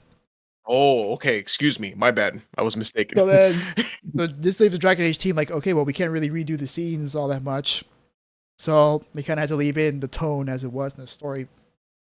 Kind of where it was at, except for some scenes that were added in by the Mass Effect team. Like the ending of the game is like a suicide mission. It's like they pretty much did Mass Effect 2. Like, so the ending of Dragon Age Veilguard is, spoiler alert, it's a suicide mission. Like, your entire party can possibly die, and apparently it's the best part of the game because it's pretty much aping another game that was actually good. And then 2024, the game launches, and well, here we are today, right? 50% below expectations. A lot of people really not liking the game. And it seems now that, BioWare has another flop under its belts. The third one. Although surprisingly, they have not been closed, which is very weird. Yeah, I really thought that this would be their make or break moment. That's what everyone said. Everyone's like, all right, Dragon Age, like, this is it. This is the moment. This is the make or break moment. But no, they're still alive. Don't know how. If they're probably on life support at this point, but it still baffles me that it just goes to show you that this really is EA's golden child. Like, yeah, surely Mass Effect will bring it back. If Mass Effect for sure. Like, if Mass Effect doesn't sink the BioWare ship, fucking nothing will at this point. Oh, you froze. Yeah, I agree. Okay. Man, froze for a second. Again, no, that's right. I'm here. Sorry. Damn you, internet. But yes, you're correct. If Mass Effect doesn't sink the ship, then nothing will. So any other thoughts about this, man? I know. It's a pretty lengthy development. We kind of knew that it was troubled, and especially with games coming out that put it to shame, like Baldur's Gate 3. Remember we covered that story where they actually halted production after Baldur's Gate 3 came out, and we thought the timing was pretty weird because CRPG, in vein of what BioWare used to be, ended up claiming the title of one of the greatest games of all time of this generation. Blah blah blah. We've glazed it. You can go back and watch the tape and.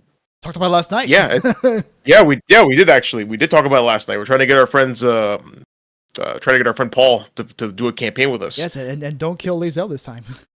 Yeah. Oh my god, I can't believe you did that. And his friend was like, "Yeah, sure, go ahead, do it." What a fucking dickhead. But to watch, someone do what they did, and they're just sitting there like, that's supposed to be us, and we can't even get close to that anymore.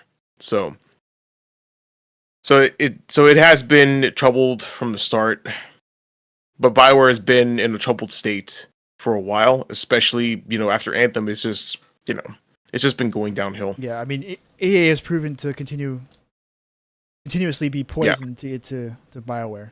Like Yes. Andromeda. Well, Andromeda was like kind of their fuck up. Like Anthem, like based on the reports, like it was kind of like I think it was like mostly like Bioware that kind of fucked up, but like at the same time, you have to think about like what gets greenlit, right? Like if you know your boss like really wants you to make a live service game, even if they're not forcing it to you, that kind of pressures you to like make a live service game, even if you know it's outside of your wheelhouse. Because like if you don't make it, they're gonna be like, what happens with Veilguard? Be like, maybe we could make this a live service game. Put some loot boxes in there. Be real nice. Which I don't know how, but. Well, I mean, loot boxes aren't a thing anymore, thanks to EA and Battlefront. Yeah. Ironic, that whole shitstorm. Yeah, how weird, man. That 8 years later, the loot boxes are pretty much dead. At least like in the non-mobile gaming space, it still lives on in mobile games or in gacha games, especially Zenless Zero and Engine Impact and stuff. And then now, present day, you and I are going to play Battlefront as soon as this is over. Yeah, we are. We got it for $4. $4. Yeah, I mean, it's amazing the celebration edition. It's amazing everything how you get included. To like the game when you sell it for super cheap and get rid of all your business bullshit. Yeah, amazing. Because I mean, listen, man, some IPs just sell themselves, and Mass Effect and Dragon Age and Star Wars are just some of the examples of that IP that you can just sell. Like literally, just make something halfway decent that is fun. And with name brand recognition. Yeah, Inquisition sold 12 million copies. Yes. I think you can trust them to just do their thing. Just let them do their thing. But no, you got to follow the live service gravy train. We've seen it happen with way too many studios at this point. Sony is the prime example with one of their other games that has been now having a not too good of a ride over on the live service gravy train. Why don't you tell us about it? Absolutely. Well, as you know, some people are moving away from the live service gravy train. Others are nosediving straight into it and they're in the find out portion of the FAFO train. In an article from Forbes, Bungie has delayed Marathon indefinitely. Wow. I'm so freaking shocked. No one could have seen this. Me. With a what? Indefinitely surprised. Oh, really? Indefinitely? Yeah, okay. I thought it'd be like, we're gonna delay it to like Q1 next year or something. I see what you mean. Oh, okay, I see what you mean. Yeah, because honestly, indefinitely can mean a lot of ominous things. But in any case, in a somewhat expected but rather dire announcement, Bungie has emerged from the shadows to confirm that its upcoming shooter Marathon has been delayed indefinitely, as in they do not have a window for when it's going to be released. In a quote from Bungie, they said in the announcement, "Thank you not only for your passionate feedback around the Marathon reveal and alpha playtest, but also for your patience while we took the time to listen closely and chart our next steps. Through every comment and real-time conversation on social media and Discord, your voice has been strong and clear. We've taken this to heart, and we know we need more time to craft Marathon into the game that truly reflects your passion. After much discussion with our dev team, we've made the decision to delay the September 23rd release." Now, this is a little excerpt here that shows the development update straight from the Marathon website, correct? Yep. Let me see. Open it right here. Yeah, so thank you. Yep. Yeah, it's essentially all that good stuff. Thank you for not knowing your passionate feedback. Essentially, we're going to delay the game because we realized it was broken. Or, you guys realized it was broken and you called us out on it, so we can't sneak this by you. So... Also, we stole a shitload of art. Yes, we did. Stole it. Fuckload of art.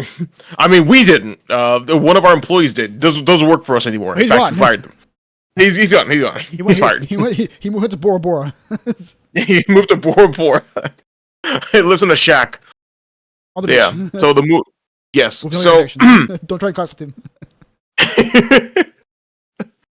Yeah, the move was widely anticipated in the wake of an underwhelming gameplay preview, leading to a mixed to bad reception of its closed alpha. And on top of that, Bungie is currently auditing the entire game for what they're calling stolen art assets after an artist came forward to prove an alleged ex-employee from the studio had previously taken her work, which ended up in the game itself.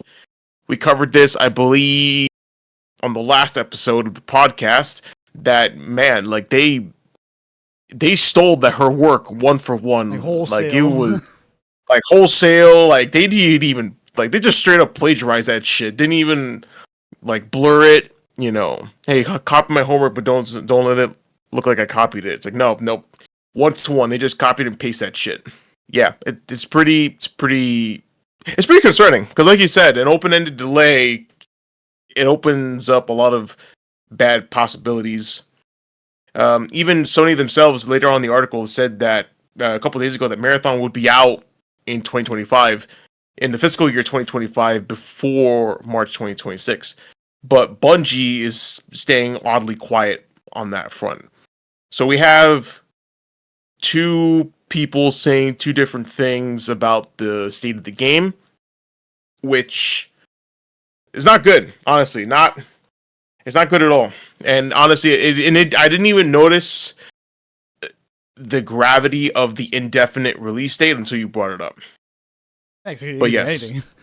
Like I said, yeah, it could literally mean like, oh, we're gonna delay like 4 or 5 months, but no, like indefinitely could be like next year, year after next year. And if you look at the list of stuff they have, like this is a lot of stuff.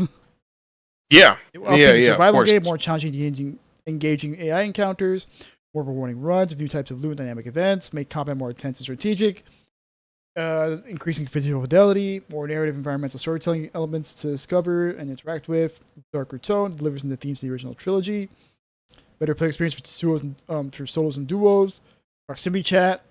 Social stories can come to life. Oh boy! So, yeah, that's how stuff you can implement in 3-4 months. Not if you care about releasing a quality product, because like 3-4 months, you can make those poor devs work like 16-hour days and like never see their family for like 3 or 4 months, but it'll still come out shit, right? It's just not enough time. Yeah. So, oh man. Feel bad for not really. I don't really feel bad for Bungie. They kind of brought this on themselves. Yeah, this is another company that's been suffering underneath the weight of live service, the live service gravy train here because they kind of ran Destiny into the ground. They ran out of things to do for Destiny, and they're still trying to chase it with Marathon. They turned what was originally a narrative-focused single-player FPS game into an extraction shooter. Yeah, which is a very weird pivot to want to take. Yet another weird pivot that'll probably lead to the demise of a video game. Good on them. So and it's a shame because visually, everyone said oh man, the visuals in this is good. That first trailer was pretty cool. Like it didn't show much of anything. Yeah. It was more like a vibes trailer, which is you can communicate the vibes of the game. And a lot of people were like, damn, this is got some cool vibes. Oh, but it's an extraction shooter. It's like, oh no, not really? again. Come on. And then that awesome trailer came out. That was like the narrative trailer. That was fully animated by his face, Love, Death and Robots guy. Yeah. And that was great. It was an amazing trailer. And wow, this really could have been a super cool single player shooter game with maybe some multiplayer elements on the side. Like they could have done like a Halo, pretty much, because that's what Marathon was. Marathon was pretty much Halo before Halo. Yes, it was.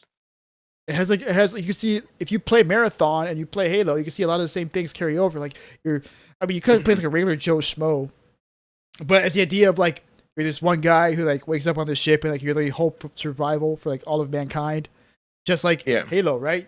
You're the dude, the only dude on the ship who's the only hope for mankind. You have an AI buddy that helps you in Marathon. You have a hot AI lady that helps you in Halo. You go to different planets and you fight the Not Covenant in Marathon. You fight the Covenant. You fight the Covenant in Halo because there are a bunch of religious nuts also in Marathon as well. So like you could have just had Halo for PlayStation and it would have been a perfect time because Halo fucking sucks. Yeah, bro. And I'm pretty sure that's what Sony wanted when they bought Bungie. It's like, just make Halo for us. But no, whatever. yeah, so very much a shame. Big shame. Big shame. Hope for the best for those Bungie devs, man. Hopefully the game turns out okay, so they don't lay everyone off. Yeah, I would really rather. I mean, they've already gone through so many layoffs. Like at this point, if they lay off anymore, they might as well just shut down the studio. They've lost 40% of their staff. Meanwhile, their executives are going around bragging about their retro car collection. Yeah, good for them. They have nice cars that will probably be probably have a brick thrown at those cars for what they've done to the developers. Or lit on fire. Yeah, or lit on fire. As Jesus Elon Christ. Musk can attest. Yeah, bro. Jeez, man. Yeah, they're just not treating their people very, very well. They really need to start allocating resources into that IP if they want it to succeed. Yeah, no, definitely. So yeah, another company that's not doing too hot. But speaking of companies that are not doing too hot, we got one more here, and they seem to be doing a little bit of a restructuring, and that's friends of the podcast, WB Games. Hell yeah. Actually, now that I think about it, I think we can qualify Bungie as a friend of the podcast. They've been on here frequently enough. Yeah, they've been on here pretty frequently. Yeah. Them, Sony, Ubisoft. I miss Ubisoft. I miss our friends Ubisoft. I think they always made. They're staying real quiet. They were so funny, bro. They knew how to tell a good joke. Yes. These songs are just fucking depressing, but Ubisoft was funny. Yeah. But I digress, right? So WB has decided that they're going to go through a little bit of a restructuring. And this comes after WD Discovery as a whole actually went through an entire restructure itself as it split off into two companies. As it split off into two companies. Those two companies being WB Streaming and Studios. I think is what it's called. Yeah, Streaming and Studios. And the other one being Global Networks. Well, now WB Games is now being split to focus on just 4 IPs. And those IPs are DC, Mortal Kombat, Harry Potter, and Game of Thrones. And so amidst all this restructure, we got some new promotions here. So Sean Himrick, who is named the co-senior VP, and he will be overseeing Mortal Kombat and DC. And then studio head of WB Montreal, Yves Lachance, was also named co-senior VP, and he will be overseeing Harry Potter and Game of Thrones.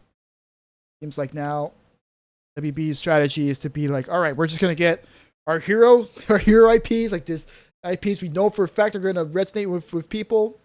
We're just gonna focus all the resources on just those 4 things. And it's this comes after, of course, like I said, the WB themselves have gone to restructure. But also, WB have had a very rough year because, as you know, Suicide Squad came out last February, and it didn't even last a full year. They closed the game down after a little less than a year. It cost WB Games $200 million, a whopping $200 million.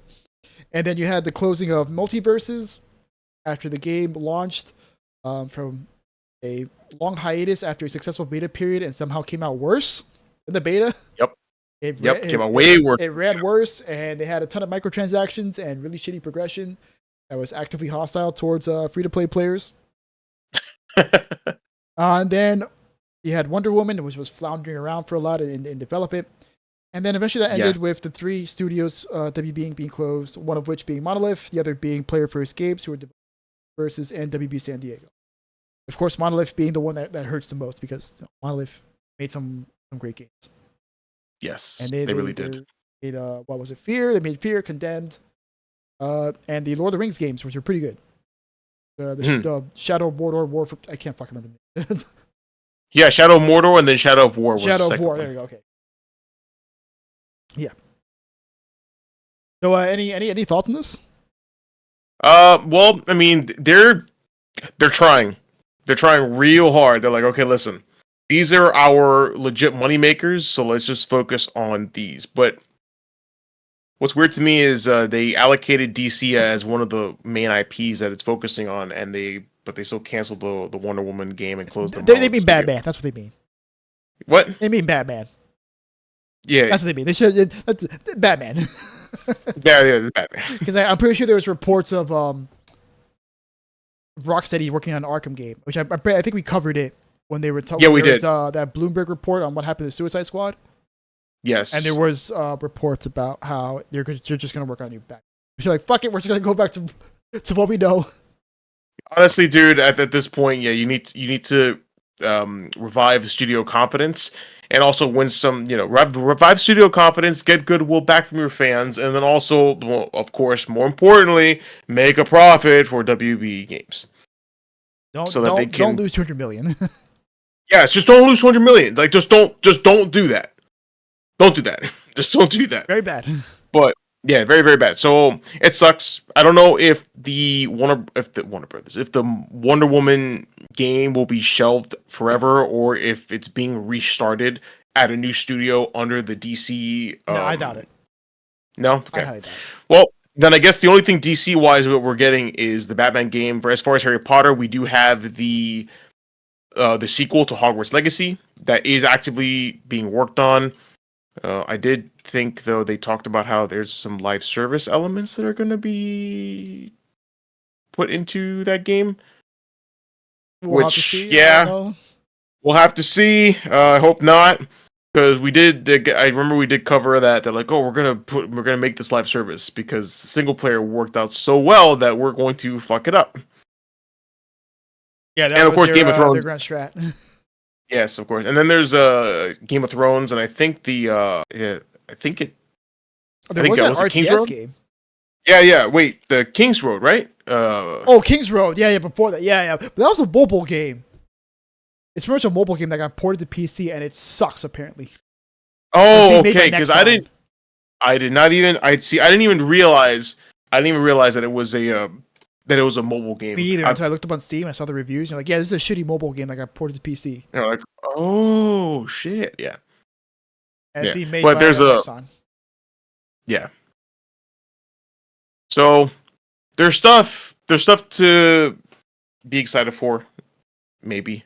Game of Thrones is a big maybe. It's funny they named Game of Thrones as one of them. Yeah, especially since like reception to that franchise it's pretty meh right now, especially after the ending of the main series. Yeah, it fell to the face of the earth. Like it pretty much just completely evacuated the zeitgeist. It really did, bro. Like, and now when people remember Game of Thrones, they just remember like, yeah, like it sucks. No, it really sucks. Absolutely. I mean, right now, like King's Road, not a good game, right? But they have that RTS game that's coming out. Yeah, they showed that off at Summer Game Fest. No gameplay, but it's an interesting concept. At least it makes sense for Game of Thrones. Like, if there's any IP that WB has that makes sense for an RTS game, it's Game of Thrones. Yeah. Yeah. So we'll see what they have in store. I mean, an RTS, actually, even like a Total War game for Game of Thrones would be pretty dope, That'd be awesome. in my opinion. That would actually be awesome. I would love that. I would buy that. Yeah. I would buy that too. Shoot. That would actually be pretty sick. Yeah, but they don't. WB doesn't own Creative Assembly though. They're the guys who do. Well, I mean, they could always contract them to do. They're owned by Sega, so I don't know if Sega would be okay with that. Really? Yeah, they're owned by. Creative Assembly is owned by Sega. No, but man, see that's so weird to me. You know, like just they could, but they have to go through Sega, and I don't know if Sega would want it. I don't know if WB would want it. Well, I mean, Sega would obviously get a piece of the profit since it's one of their studios. WB, the way they are, I don't think they're going to want that. Well, at this point, you got to take whatever money you can get. Am I right? So, yeah, and you know what? You spend the money, you get what you pay for. So if you spend money on people that know how to make the game that you want, then that's money well spent. Instead of hiring new devs that have never made a fucking RTS game or have never made a Total War type-esque game to do something, and then it ends up being shit. And then you lose money anyway. So yeah, all the money you save ends up getting lost in profit. So yeah, listen, you get what you pay for. If you're serious about making good games, then you gotta spend the necessary cash. And you got to spend it on the right things. Like, spend it on the people that know how to make a game like that. You don't hire freaking, Mass Effect developers to make a Dragon Age game. Or vice versa. As we've seen. All right. So, how about you sign us out? Absolutely, sir. Well, all right, then. Thank you so much, guys, for watching this episode of Two Bar Connection. We really appreciate you guys supporting the podcast. Please subscribe to the channel if you haven't already. Leave a like down below if you enjoyed the video. And also, leave a comment down below if there's any games that you want us to play or if there's any news stories that you want us to cover. The best way to watch is here on YouTube, but we are available on audio-only versions of the podcast through Apple Podcast, Amazon Music, and Spotify. And we're also available on Twitter. We will not call it X, at our handle at 2Bar Podcast. Yay, you got it. I just had to think about that one. But anyway, but yeah, thank you very much, guys. Yeah, thank you guys for listening once again. Good morning, good evening, good afternoon, wherever you are. Peace. Bye, everybody.